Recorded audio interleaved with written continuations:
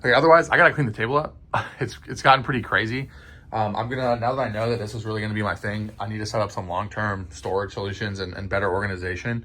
I'm gonna build 2-line guitars. I did have a hide in my settlement resources, King Spear, the white line coat, and then I have 3 organs. I'm gonna send through the organ grinder and see what happens with that.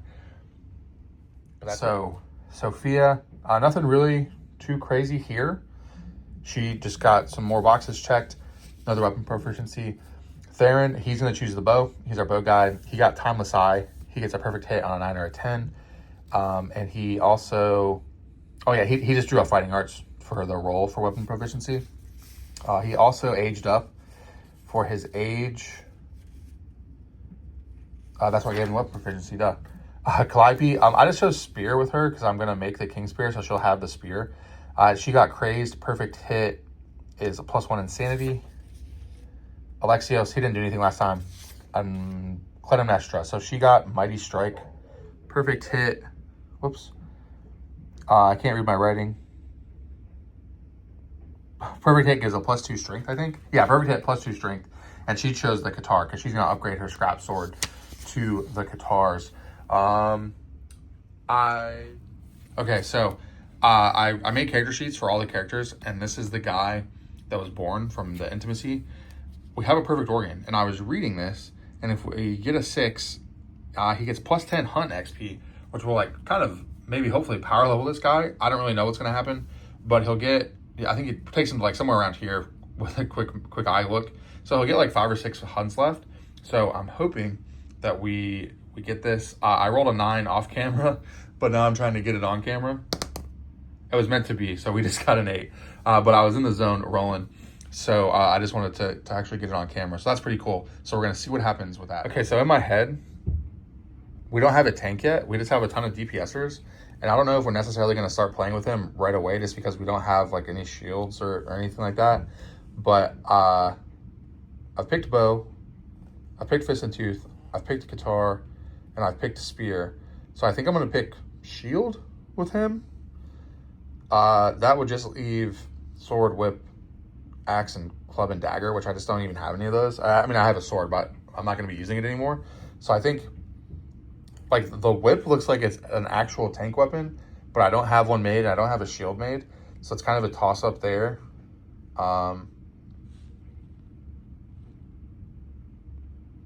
So I don't know. I think I'll run shield. Just because I don't even know if I'd build a whip ever. We'll see. So he's going to go shield. Let's roll what he gets. A 1. Oh, wait, it's 2d10. Let me re-roll. A 10. Wow. He gets +1 permanent luck. That's pretty cool. That's pretty crazy. So now, he gets +1 luck. We'll add that in. +1 luck. And now we just essentially trigger all of the ages. So now it's just another 2d10 roll. Wow, he's rolling hot. 15. A +1 strength. Another 2d10 roll. Oh, that's a low one. +1 movement. And then Lucky Elder. 15. Another luck. So this guy's gonna be pretty lucky. So he's just, with nothing else, he's critting on 8s. That's pretty cool. All right, back to it. Actually, I'm gonna give him bow proficiency. And I'll give the other guy who did have the bow shield proficiency. I'm going to switch that up. Okay, wait. So I was just thinking about it. He doesn't have enough fights left to actually master the proficiency. So I got to keep the other guy bow.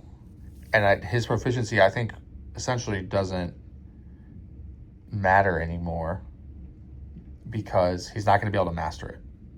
So that's something to think about. Okay, so now using him to level up a weapon proficiency actually kind of hurts us because those are hunts that's going to take weapon proficiency XP away from a character who would be able to master something, if you're following what I'm saying. So by, I'm not going to go back or anything, but by giving him all that hunt XP, like, yes, it does make him stronger to run in and like join the group. But if I were to play him, I'm only going to get 1, 2, 3, 4, 5. I'm only going to get 6 points of weapon proficiency. So that's a character that's just not leveling a weapon proficiency for the group. So I think I'm going to probably keep him how he is, because like he'll be critting if my archer dies and I put him in with the death mask, he's going to be critting on 4+. So I think I'm going to keep him at the settlement, and he'll be like the ringer, where if somebody in my main party dies, he can pop in as the archer, I guess, because I just feel like if I start playing him, I'm going to gimp myself long term because I won't get weapon master.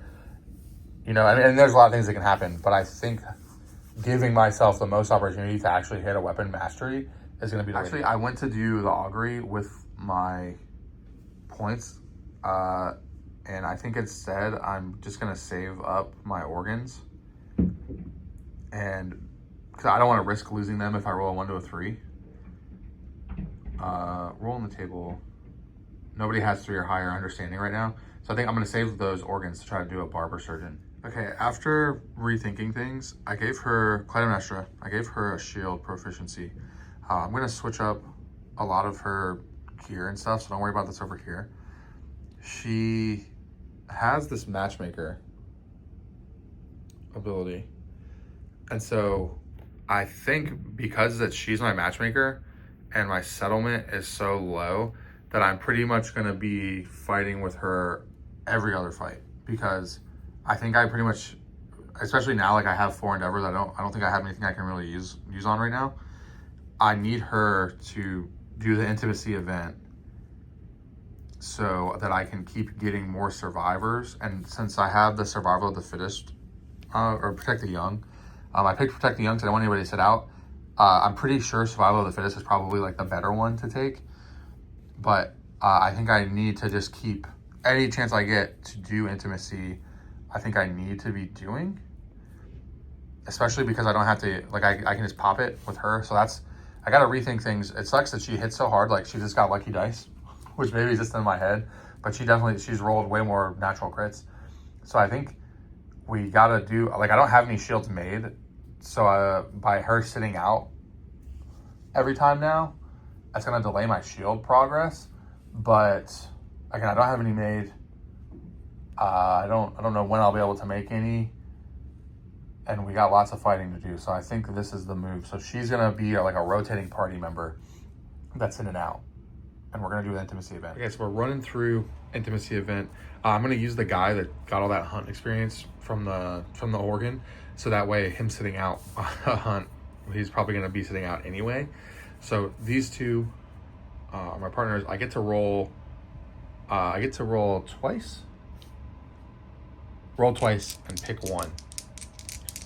All right, so there's a 6 and there's a 4. So a 6 is, they both fall into the same thing. New survivor is brought kicking and screaming into the world. The settlement gains +1 population. So we just get another guy. Pretty straightforward. Okay, we're up to 8 now. And to determine the gender, I've just been rolling odds or evens. So I know it's going to be a male, but I'm not going to put the name in yet until we make this sheet. I think I really wanted to get to 8 in case I had, like, my whole party gets wiped out. I can go in with another party. So I really want to try to avoid going below 8. I think 10 would make me feel better. I think 10 would be just a good number. So I'm going to keep going. I'm not going to, like, always use the intimacy thing, but when I can, I think I'm going to take advantage of it. So now we have one person who's not made and 5 other sheets to make our party with. So I'm going to make my party, get everybody equipped, and I think that we're going to call that video. All right, we're going to reunite these 4, but I do need to think through my gear loadouts now. Oh, and also, I played this wrong. I don't know if I did it last night, but I definitely did it earlier. I forgot that +1 speed doesn't mean you get +1 movement. That means you get to roll 1 more dice when you attack. So that's also a pretty big deal. So this is my first time playing it, doing it blind. I think I'm doing okay, but definitely made some mistakes in the beginning. So learn from those mistakes. Make some final changes. So Sophia's here. She has white lion cloak, swapped out the rawhide. Still gonna be able to use rawhide headband if I need to. and lion headdress. So now she can pounce with that bone club. Over to Farron. So this guy was our bow guy, but now he's going to be the guy with the spear. And I did that because Calliope has +1 luck now. So now she's going to be the one that uses the death mask with the ranged.